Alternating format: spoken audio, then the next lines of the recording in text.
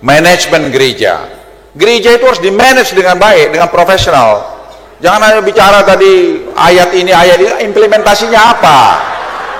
Apa implementasinya buat kemaslahatan rakyat itu?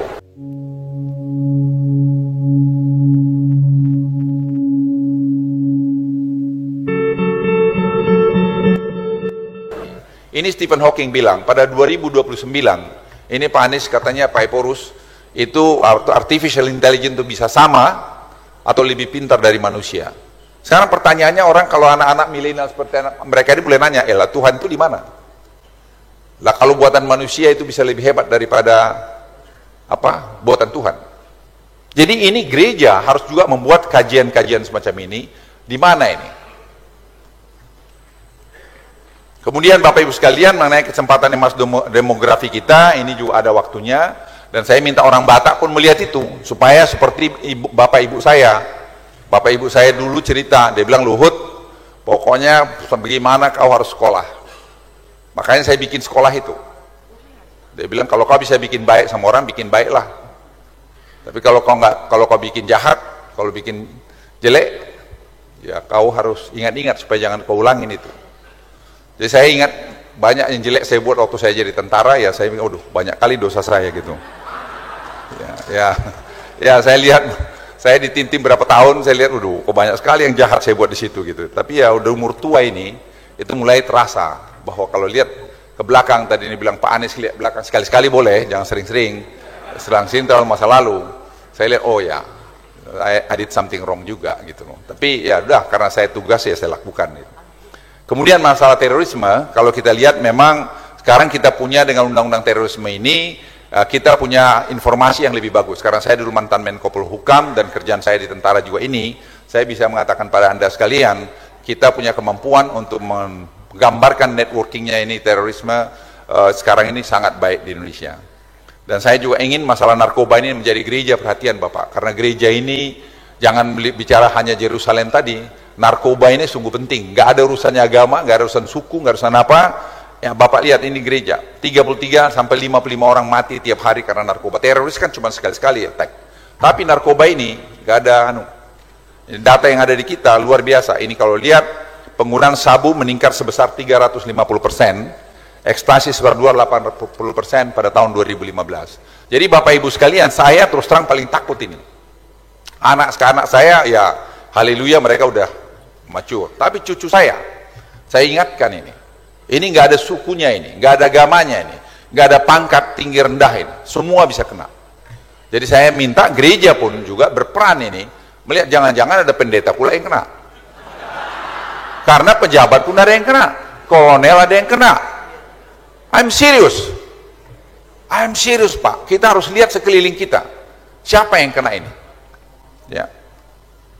Kemudian sekarang saya masuk, apa esensi gereja menurut saya? Esensi gereja itu holistik, transformasional, dan pelayanan. Ini sebenarnya yang penting.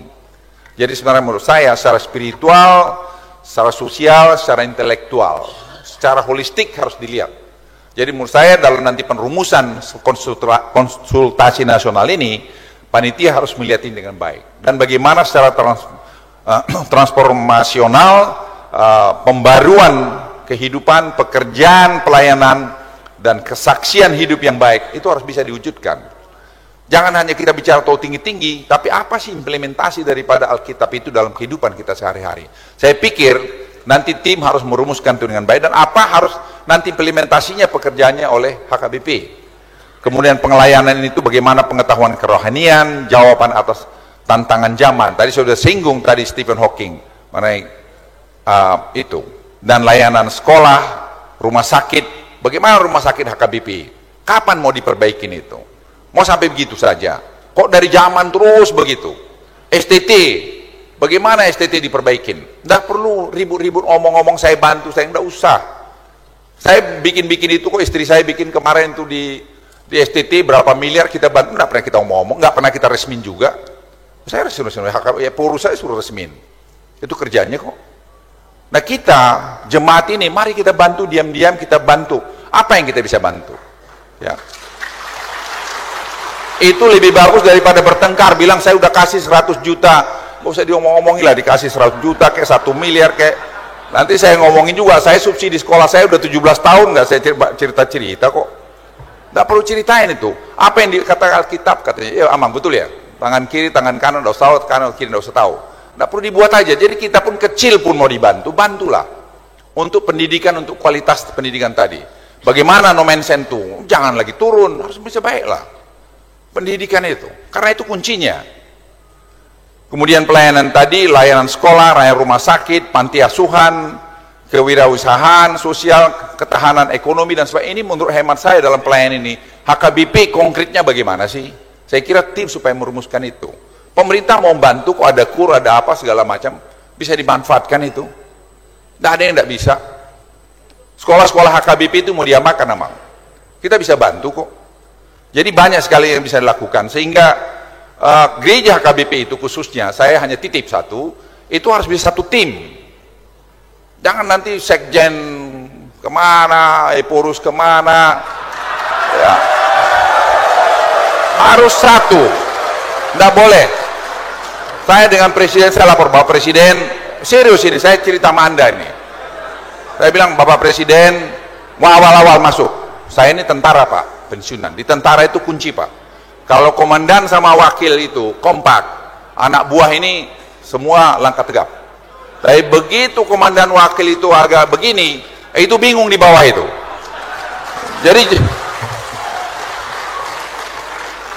Jadi jemaatnya pun bingung. Ini mana mau diikuti? Ada Eporus ke sana, sekjen kemana? Ya, ini saya lebih tua nih, Mas Anies. Jadi saya boleh kasih nasihat lah sedikit-sedikit lah. Jadi saya titip betul, HKBP harus kompak. Kamu, Bapak Ibu lihat sekarang, Presiden sama Wapres itu begitu kompaknya. Betul, saya saksi hidup. Tak ada masalahnya. Presiden sama Wakil Presiden itu kompak. Ya ada beda lah. Saya tanya Presiden, Pak, ini jadi bocor rahasia sedikit. Saya tanya Pak Presiden, kalau baru-baru ini, kalau Bapak hubungannya dengan Wapres itu kan bagus Pak. Oh, bagus, perlu bagus. Kalau saya kasih angka 1 sampai 10 Pak, angka di berapa Pak? 9 Pak Lur, kira-kira 9. Ya kalau 9 Pak, kita sama bini kita aja belum tentu 9 Pak, saya bilang. Jadi hubungan mereka harmonis sekali. Pak Wapres itu loyal kepada Presiden. Nah itu di tingkat nasional bisa, gereja harus bisa. Loyalitas harus dibangun. Jadi kalau itu tidak ada kekompakan, tidak bisa. Presiden itu selalu konsultasi sama Wakil Presiden, selalu tanya. Tapi kalau sudah dia putuskan, saya saksi hidup. Kadang-kadang udah Wapres setuju, laksanakan, kita dipimpin rapat. Sekarang di gereja pun harus begitu.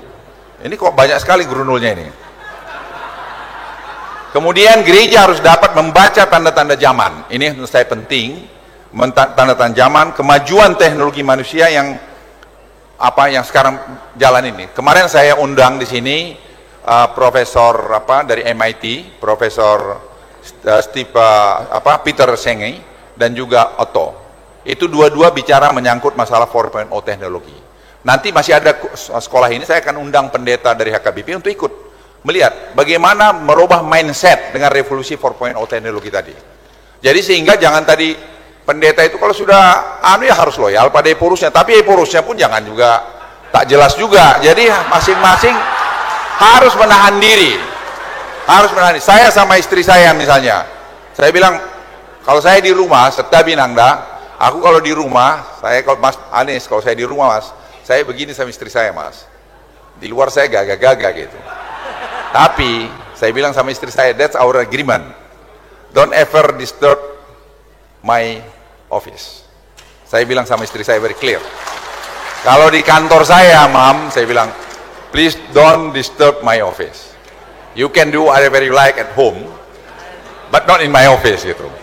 Nah, ini penting. Saya memberikan sebagian lebih tua pada kita semua, supaya kita bisa kompak mengerjakan itu. Kepemimpinan menurut saya di STT, Bapak Ibu sekalian, itu menurut saya jadi penting. Kepemimpinan di STT itu harus ada kurikulum mengenai itu. Bagaimana seorang leader yang ujungnya pemimpin itu satu saja. Pengalaman saya dari mulai letnan, ya saya ulangi dari mulai letnan sampai sekarang, kepemimpinan cuma satu ujungnya, ketauladanan. Kalau di tentara itu ada namanya tanggap tanggon tengginas. Mas Anies tahu itu. Nah, itu bukan bahasa Jawa sebenarnya itu ya, bahasa Jawa ya. Tanggap tanggon tengginas. Jadi tanggap itu dia pintar, tanggon dia teguh, mentalnya bagus, tengginas itu fisiknya bagus. Dalam fisik itu sehat maksudnya. Jadi sebenarnya di gereja pun sebenarnya pemimpin itu harus itu. Jadi harus dia memang membaca terus, tadi seperti tulisan bukunya Bapak Ipurus, saya kira saya nggak bisa nulis seperti itu. Itu kita harus apresiasi, beliau membuat seperti itu. Nah, dilihat itu. Jadi banyak hal yang menurut hemat saya bisa kita buat lebih bagus.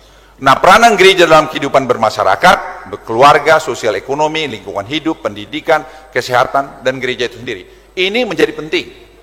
Jadi sebenarnya nggak banyak yang mau mesti dibikin-bikin. Ini saja kita terjemahkan dan kita lakukan. 60%, 70% kita bisa lakukan dan kita bikin setup sampai tahun berapa, 10 tahun atau 15 tahun ke depan. Itu buat HKBP sudah bagus sekali. Bagaimana keluarga itu sekarang tumbuh dengan sehat. Bagaimana kita lakukan. Bagaimana pengembangan pemudi gereja. Harus dilihat bagaimana program gereja sekarang di situ. Bagaimana keluarga Kristiani yang menjadi teladan lagi menjadi penting. Ya. Bagaimana pemberdayaan wirausaha, pengembangan UKM, edukasi keuangan. Bagaimana kita membuat itu? Bagaimana HKBP manajemen keuangannya? Bagaimana mengaudit itu sendiri? Semua transparan sehingga orang senang memberikan bantuan kepada HKBP. Bagaimana HKBP sekian masalah lingkungan hidup, Amang Epurus, lingkungan hidup menurut saya sangat penting. STT harus betul-betul diberikan mengenai pemahaman lingkungan hidup. Lingkungan hidup dulu saya anggap kelas anu. Sekarang saya baru tahu lingkungan hidup itu sangat penting. Pendidikan kesehatan. Kemarin saya ada bicara, sekarang kita bisa bikin rumah sakit internasional di Danau Toba. Yang dokter-dokternya bisa juga dari luar, supaya jangan orang pergi ke Penang. Kenapa mesti Penang? Bikin di situ, karena kita punya pengalaman zaman dulu Nomensen, zaman Nomensen itu Pak Anies, biar Pak Anies tahu, Nomensen itu sudah membuat rumah sakit, pendidikan dan gereja, 3 dia bikin dulu, ya. Nah itu sekarang agak redup. Nah sekarang saya dorong kemarin sudah mau bikin rumah sakit. Nah gereja bisa berperan di situ, rumah sakit HKBP bisa bermain di situ, karena kualitasnya akan kita kedepankan untuk tropical disease. Bapak Ibu sekalian, saya sebagai penutup, saya ingin simpulkan arah pembangunan pemerintah Indonesia sudah betul dan dapat dilihat dari pertumbuhan pemerataan dan stabilitas ekonomi yang baik dalam 2 tahun terakhir ini. Dan Presiden World Bank itu yang kunjung kemarin bilang sama saya quote di sini, dia bilang, Pak Luhut, what Indonesia has done is extremely good. Saya bilang, wah kok sampai pujiannya begini tinggi gitu. Ya, dia jelaskanlah. Kemudian pemerintah Indonesia telah melakukan efisiensi hampir semua lini. Kita lakukan governance yang transparan dan dapat dilihat dari pooling golub dan pencapaian pembangunan saat ini. Pemerintah telah terus berfokus mengembangkan pendidikan Indonesia. Tidak hanya dengan memberian beasiswa, namun juga vocational training. Itu juga sekarang kita mulai tahun ini, Pak Anies, kita akan buat itu ribuan. Kita buat karena kita tidak pernah bertahun-tahun melihat di luar Jawa. Pak Anies dulu sudah mulai membuat, sekarang tuh saya ikut mendorong Pak Anies, jadi vocational training itu kita buat untuk lebih bagus lagi. Kemudian gereja HKBP harus mampu melakukan transformasi dan berpikir dan bertindak dengan menjadi lebih transparan, profesional, serta melihat perkembangan teknologi yang pesat dan melihat kebutuhan generasi milenial yang akan datang. Ini yang keempat ini saya mohon nanti HKBP betul-betul atau panitia menerjemahkan dengan baik, karena generasi milenial itu sangat penting.